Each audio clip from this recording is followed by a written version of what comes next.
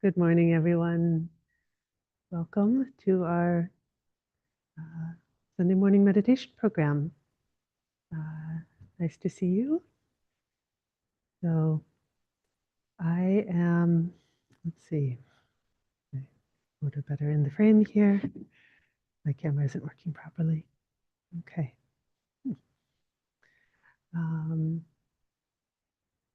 So I am happy to see you again. I am just back from India and Nepal, where I've been on a wonderful pilgrimage trip for the past couple of weeks. And I'm a bit jet lagged this morning.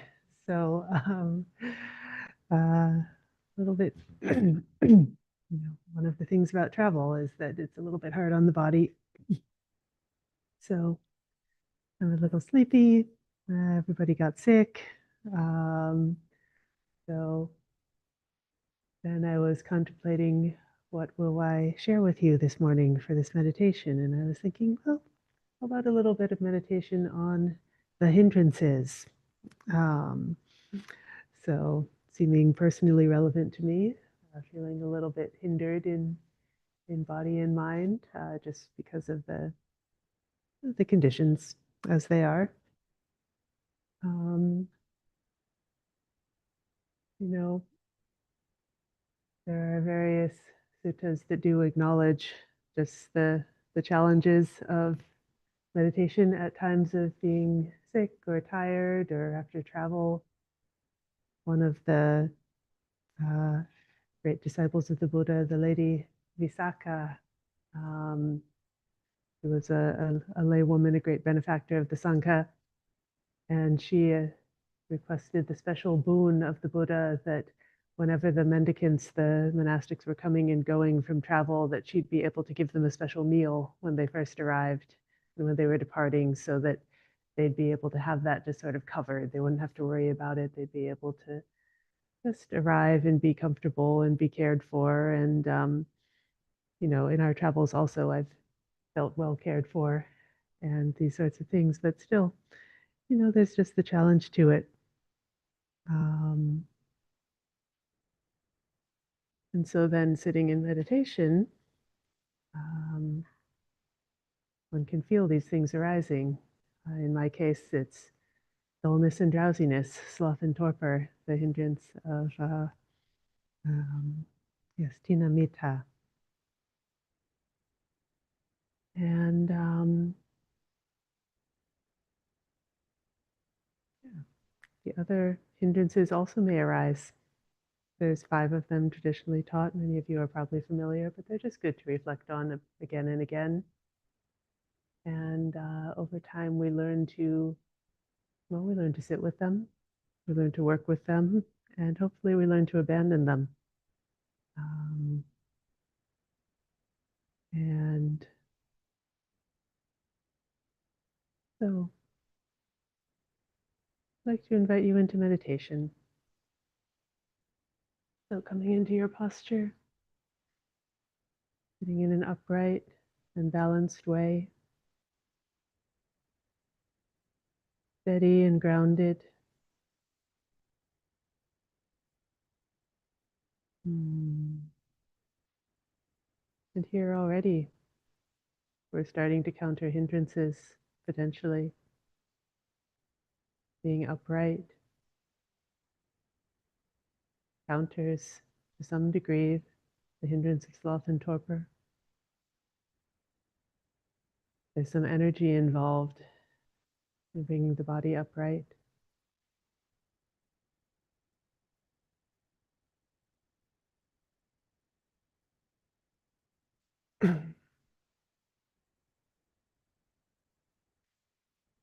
And the balance, the steadiness of the body already, in a way, is countering the hindrance of restlessness. We're just deciding to stay still here, grounded, not running about, not thinking of the past and future, I'm just present here with the body upright and energized, but still.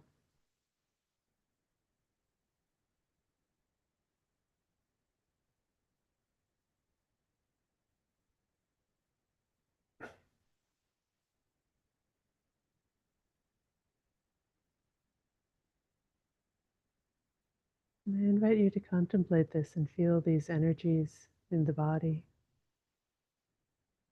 that which you're bringing up. Be upright. And anything you need to let go, be steady.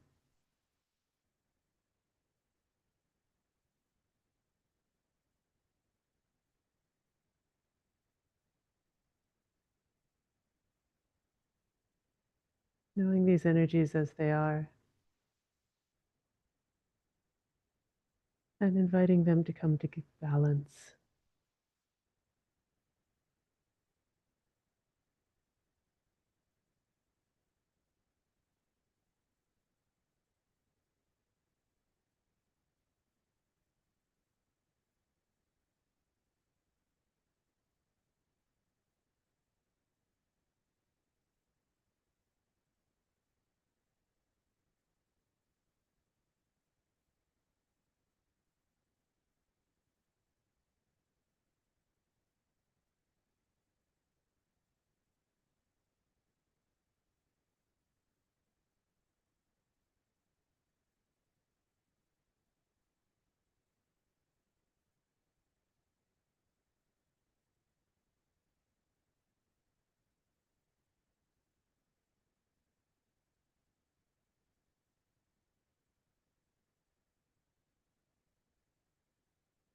If there are any hindrances arising, if there is dullness, drowsiness, you can note this, know what it feels like.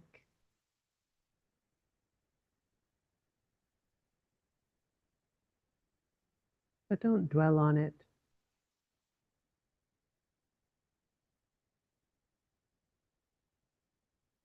Don't think, oh, I'm so tired. I better just lie down.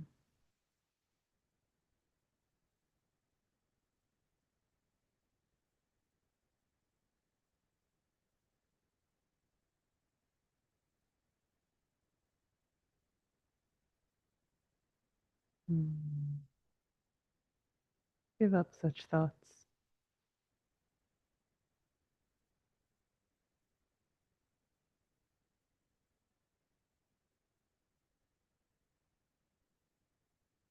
and bring energy into your meditation.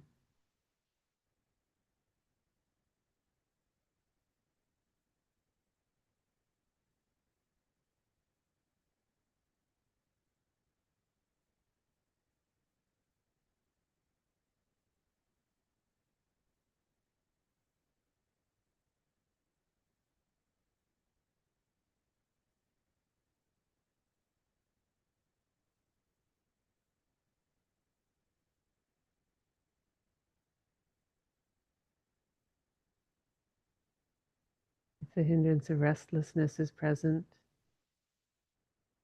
too much energy bouncing around, worrying about the past, trying to figure out the future.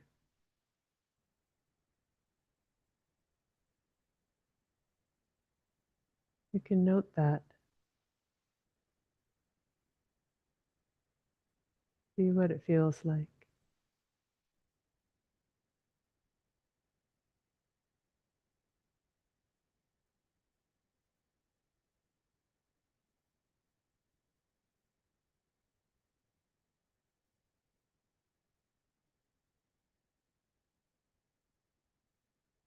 But don't give it too much attention.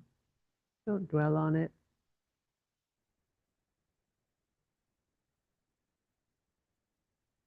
Don't think, oh, it's useless to meditate. I'd better just pay attention to my planning my grocery list.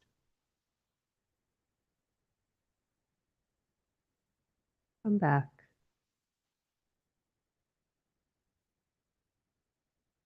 Come back to the stillness and steadiness.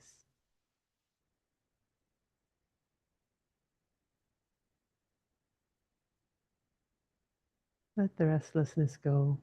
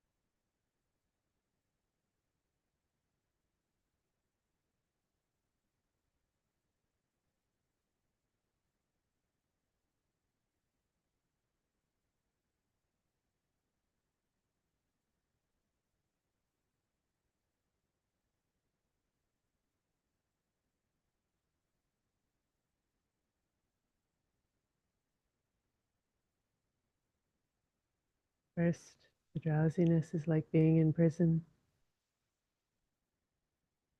but the door is open. You can get up and walk out.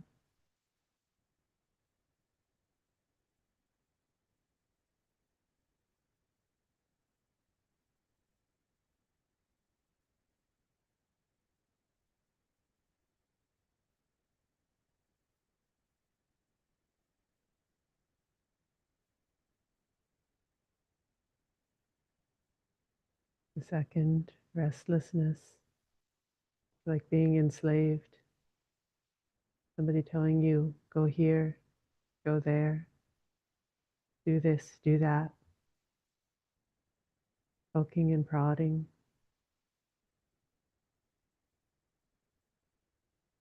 But you're free. You don't have to listen.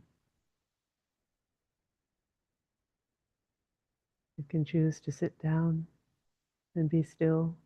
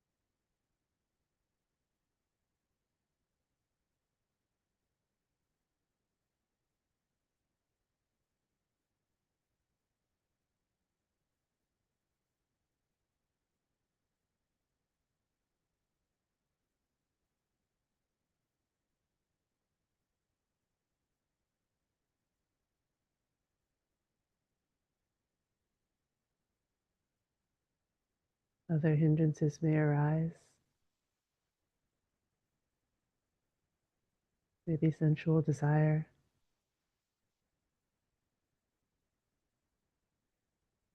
craving for something pleasant,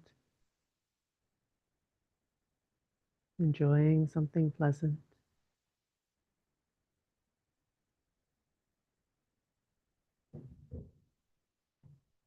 A compulsion to apply the mind to the pleasant.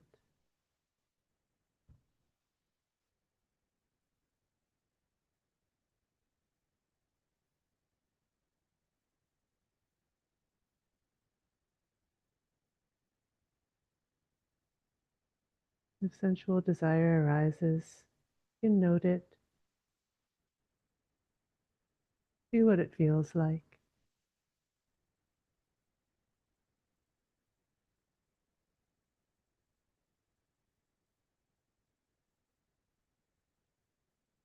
But don't dwell on it.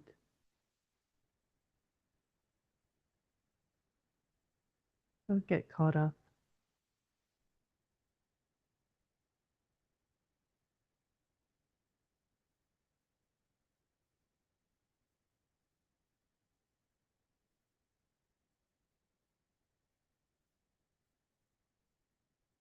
Come back.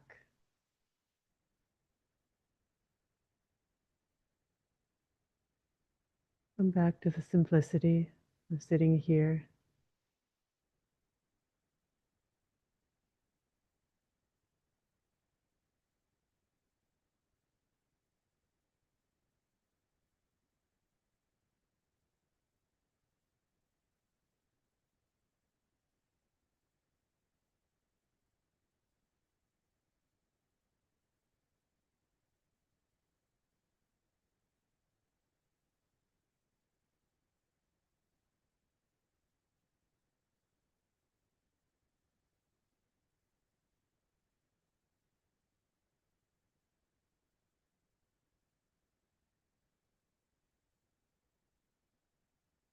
You don't need to put your life energy into pleasant things that aren't here. If you're always paying off a debt,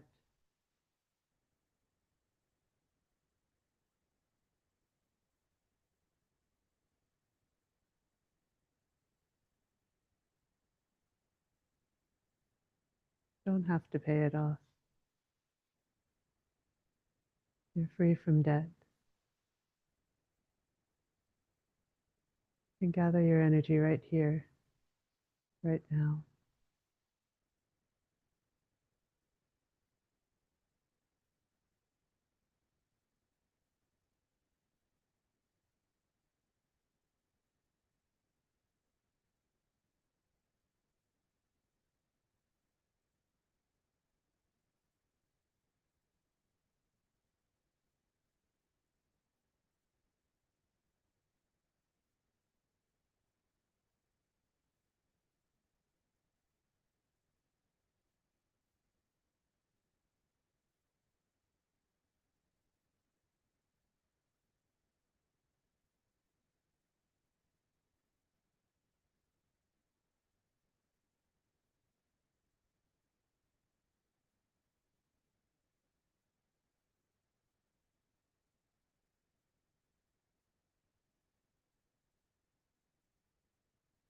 Or ill will may arise, disliking,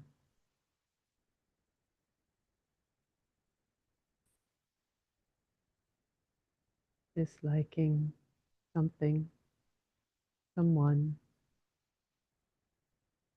some situation.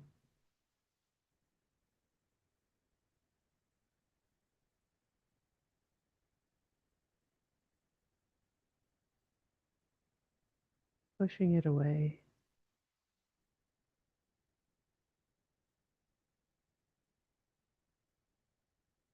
With anger, with harshness.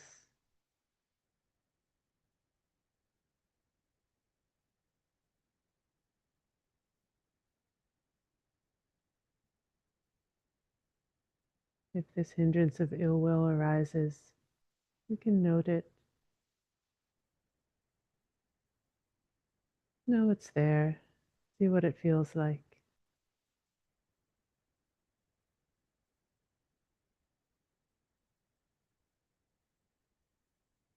but don't dwell on it. Don't feed it.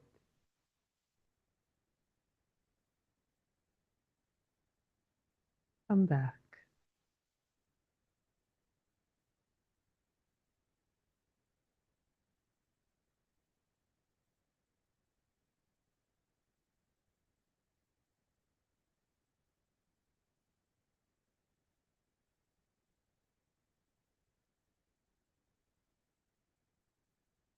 Come back to things just as they are.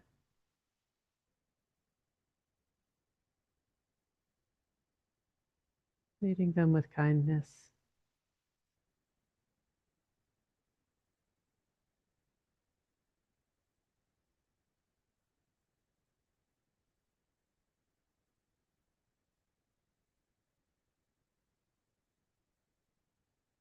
Knowing this anger is illness, is pain for yourself.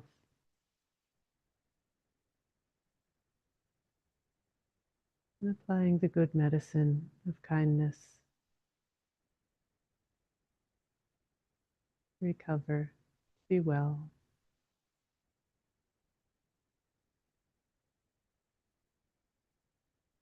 Be free.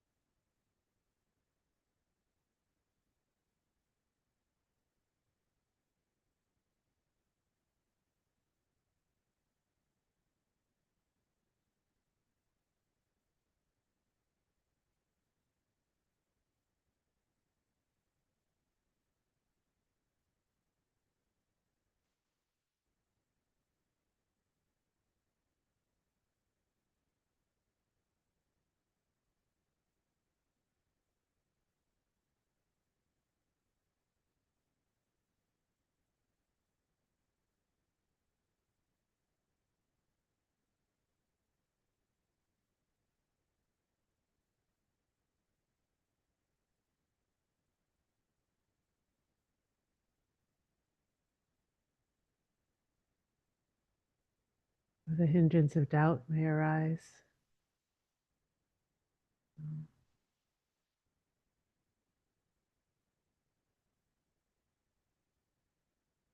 What am I doing?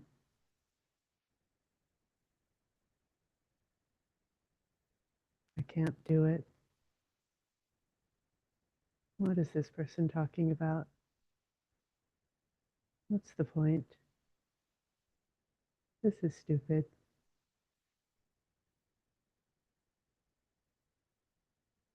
I don't know what to do.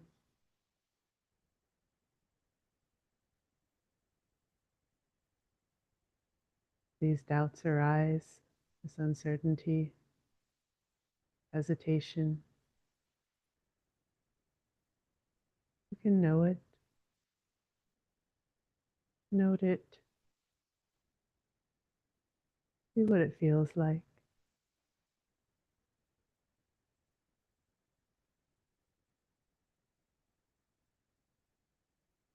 But don't dwell on it.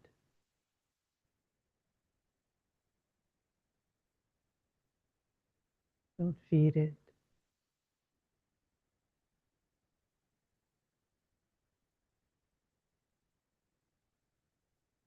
Come back with just enough faith to try. Give it a try and see what happens. Investigate.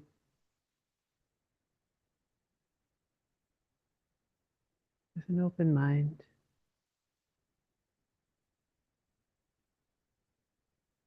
See what's possible.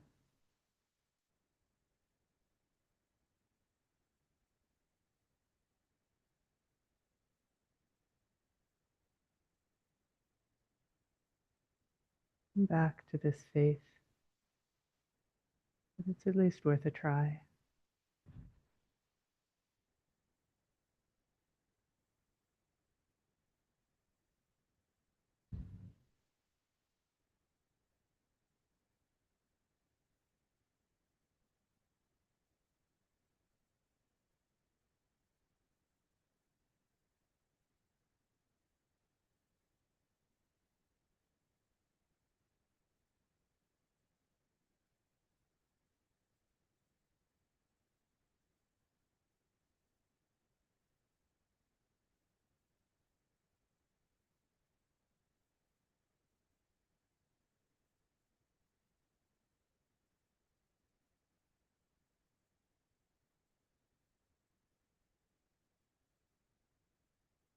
This doubt, it's like being lost in the desert.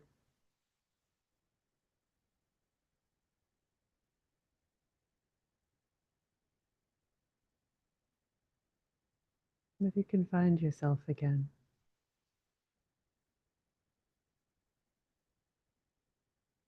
find your confidence, find your way.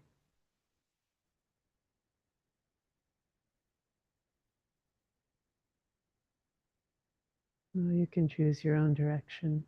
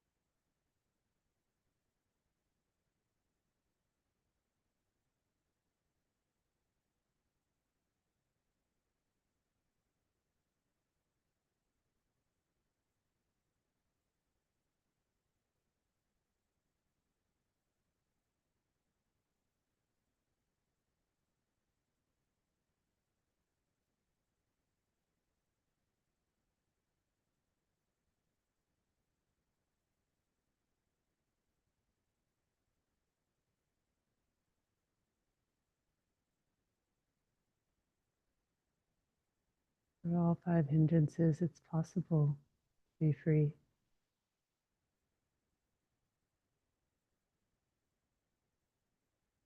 It's possible to give them up.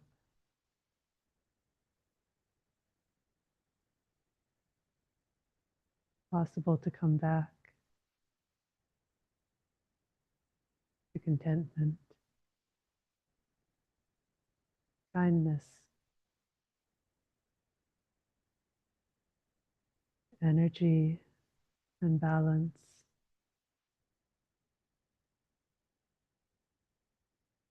and safety, and confidence.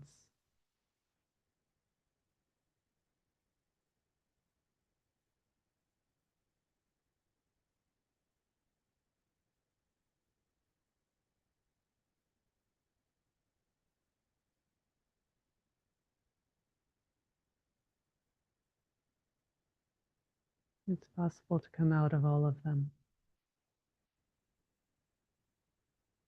And this meditation is our opportunity to train ourselves how to do that.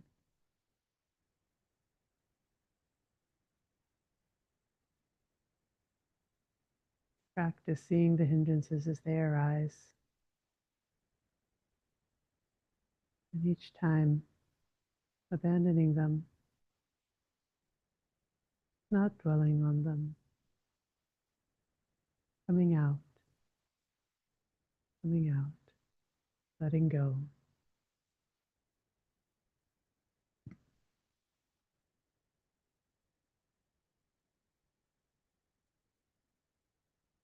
And seeing what's left behind when they're gone.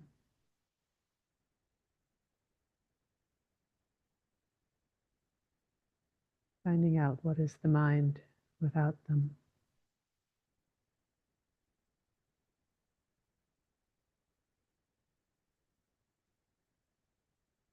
And learning to rest in that.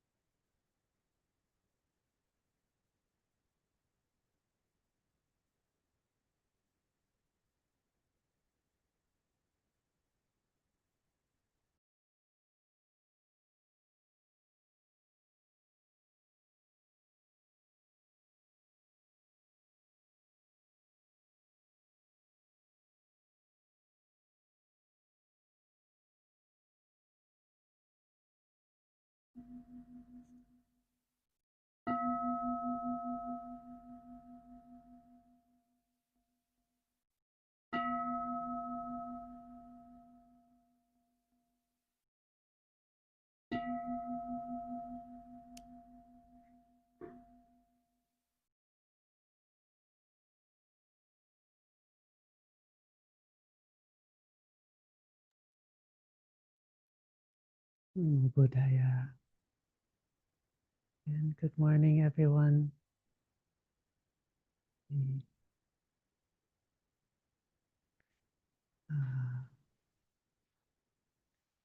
Oh, good morning again. Nice to see you all. And welcoming any questions you might have, any comments, any reflections or sharing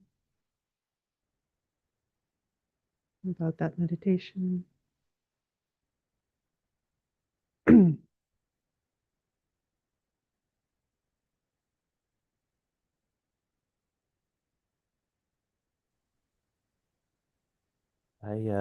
Are there, I'm trying to remember in the suttas, and I think this escapes me, are there like virtue opposites of the hindrances? You know what I'm saying? Um, Sort of balance them out on the other side or antidotes to them? Mhm. Well, the hindrances are taught often as together with the seven enlightenment factors. Um, so once you've abandoned the five hindrances, then it becomes possible to develop the seven enlightenment factors. So that's taught as a set frequently. So those are sort of, they're not direct one-to-one, but there are suttas that teach the antidotes to the five hindrances. And so, there are the factors that nourish or denourish the hindrances. So for sensual desire, often giving attention to the sign of the beautiful or the pleasant is what nourishes it, and giving attention to what is ugly denourishes it. So seeing what is repulsive in what we might otherwise think is beautiful is a way of denourishing it. Um, so yeah, and then for ill will, then giving attention to metta. Metta is the antidote to ill will. For sloth and torpor, then basically just the opposite of each of them is what you're, one way of giving up these things is just to replace them with their opposite. Um, the simile for that is like if there's a bad peg in your holding your furniture together or whatever, you knock it out with a good peg. That's the way to replace what is rotten and unwholesome with something that's better.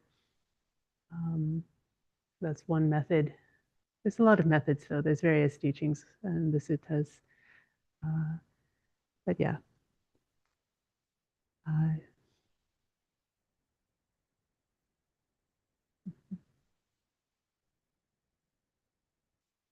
any other thoughts? Sharing? Inviting anyone like to come on with anything here?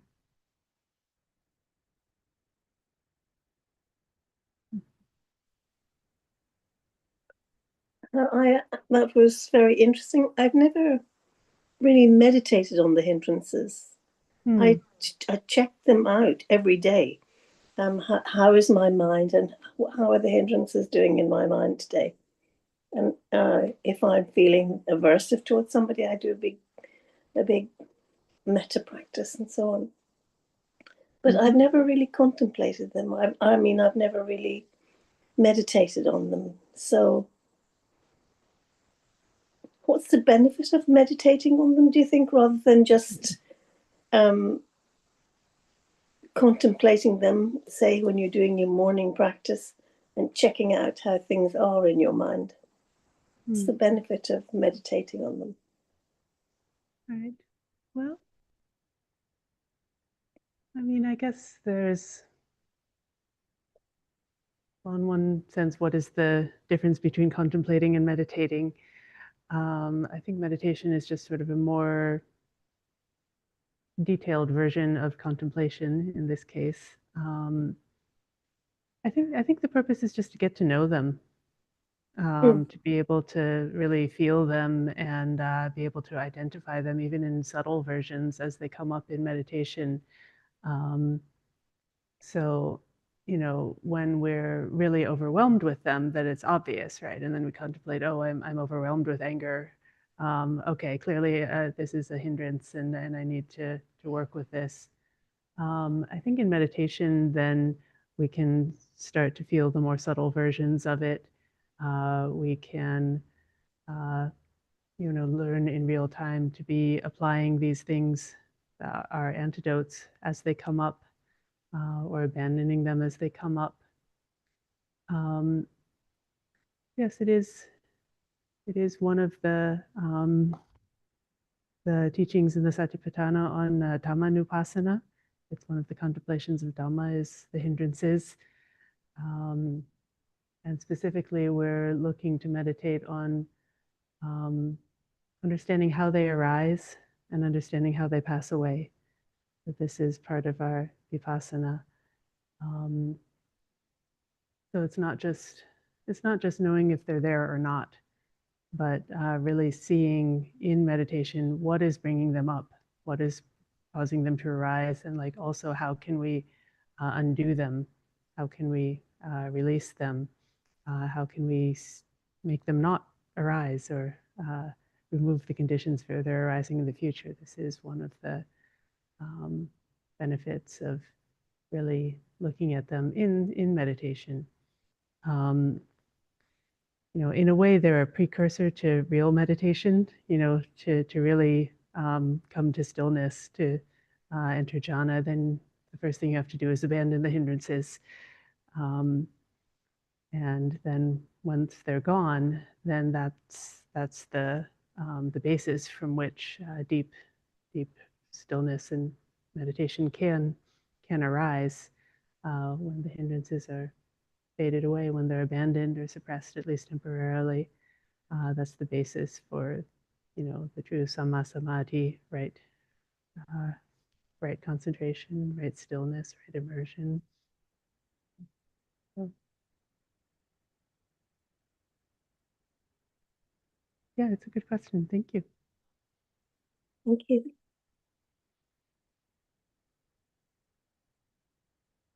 Anyone else? Anyone in the room here? No?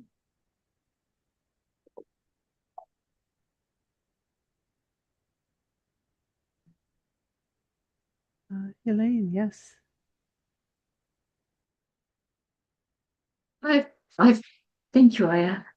I've heard it said that we shouldn't use meditation as just an escape. And I'm thinking, kind of like meditation, and it kind of is an escape for me. What is the danger in that? And shouldn't we have that one thing that we can absolutely say, yep, I can do it, like it, I'm there, right? Thank you, Aya.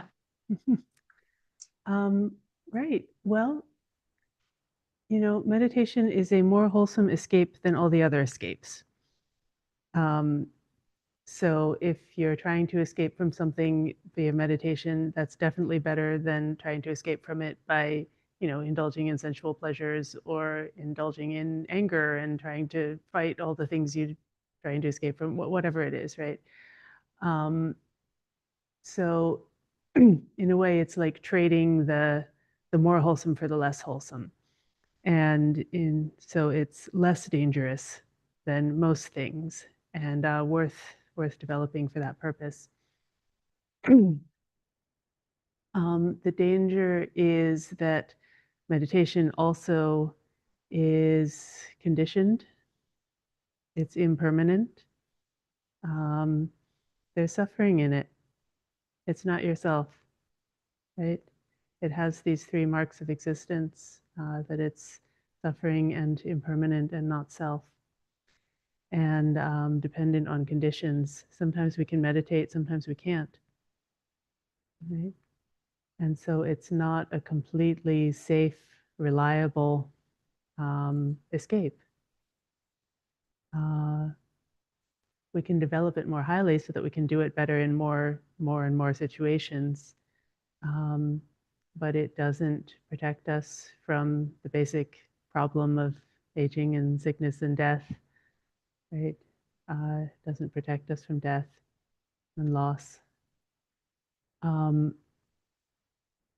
So meditation is useful as a pleasant abiding here and now. It's useful in that it prevents us from doing less skillful things.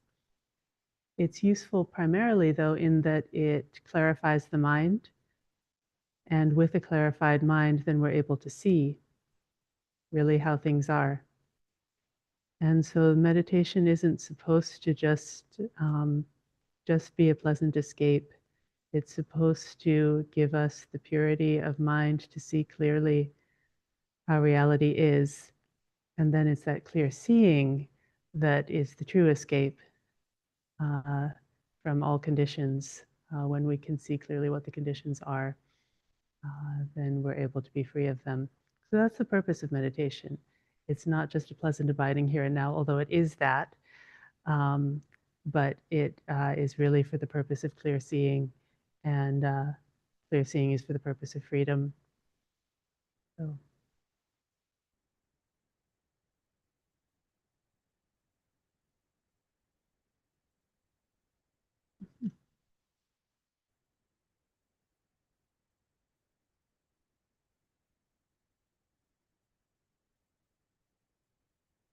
Anything else? Anyone else?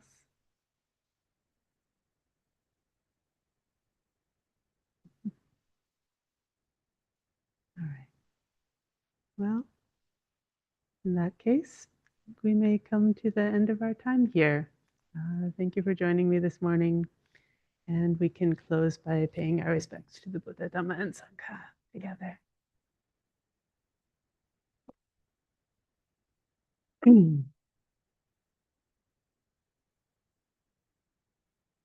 The Lord, the perfectly enlightened and blessed one, I render homage to the Buddha, the blessed one. The teachings so completely explained by him, I bow to the Dhamma. The Blessed One's disciples who have practiced well, I bow to the Sangha.